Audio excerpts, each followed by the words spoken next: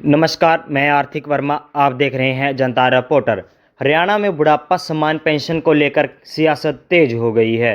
Indian national Lokdal के राष्ट्रीय अध्यक्ष चौधरी अभय सिंह चौटाला ने भाजपा सरकार और मुख्यमंत्री पर गंभीर आरोप लगाए। उन्होंने कहा कि प्रदेश के मुख्यमंत्री केवल नाम के ही मुख्यमंत्री हैं और जनता से झूठे वादे कर रहे हैं।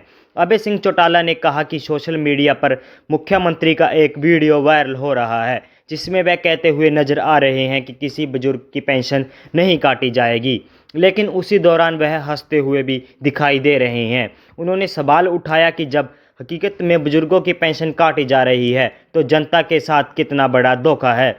उन्होंने आगे कहा कि मुख्यमंत्री ने पहले नवंबर में बुढ़ापा पेंशन 3200 रुपये करने की घोषणा की थी, लेकिन वह वादा भी आज तक पूरा नहीं हुआ। चौधरी अभय सिंह चौटाला ने प्रदेश की जनता से अपील करते हुए कहा कि 20 तारीख को पंचकुला में एक बड़ा आंदोलन किया जाएगा। यहाँ बुजुर्ग अपने सम्मान की लड़ाई लड़ेंगे और ज़रूरत पड़ी तो सरकार द्वारा किया गया सम्मान वापस भी लौटाएंगे। उन्होंने पार्टी पदाधिकारियों और कार्यकर्ताओं से गांव गांव जाकर लोगों से इस आंदोलन के लिए तैयार करने का आह्वान किया। इसी प्रकार की जानकारी के लिए देखते रहिए जनता रिपोर्टर। मैं प्रदेशवासियों से एक बात खुल करके कहना चाहता हूं कि हमारा प्रदेश का जो मुख्यमंत्री है वो डम्मी तो है ही है, लेकिन डम्मी होने के साथ साथ झूठ बोलने में भी माहिर है। मैंने उनका कैथल का एक बयान देखा, सोशल मीडिया पे भी चल रहा था और टेलीविजन पे भी आया था। वो कह रहे थे कि किसी भी बुजुर्ग की कोई पेंशन नहीं कटी और साथ साथ हंस रहा था। मतलब मुख्यमंत्री को बहुत किसी बात को कहने से पहले उसके ऊपर गंभीरता से सोचना चाहिए कि आप क्या बोल रहे हो। कितना बड़ा झूठ बोल करके फिर हंसना, उसका मजाक उड़ाना उस बात का, ये उस पद की गरिमा को कम करने वाली बात है। मेरे प्रदेश के बुजुर्गों से आह्वान है कि मैं 20 तारीख को आपकी लड़ाई लड़ूंगा। 20 तारीख को पंचकुला के अंदर एक बड़ा पड़ाव रखेंगे और उस दिन आप बड़ी संख्या में आओ, ताकि चौधरी देवीलाल के द्वारा दिया गया सम्मान आपका सम्मान बहाल हो सके और सरकार को मजबूर होकर के आपको उस सम्मान को लौटाना पड़े। और केवल आपकी पेंशन की लड़ाई नहीं, जो मुख्यमंत्री ने 3200 रुपये की बात कही थी कि मैं नवंबर से 3200 कर दूंगा, हम 3200 रुपया भी अपने बुजुर्गों को सम्मान के रूप में दिलवाने का काम करेंगे।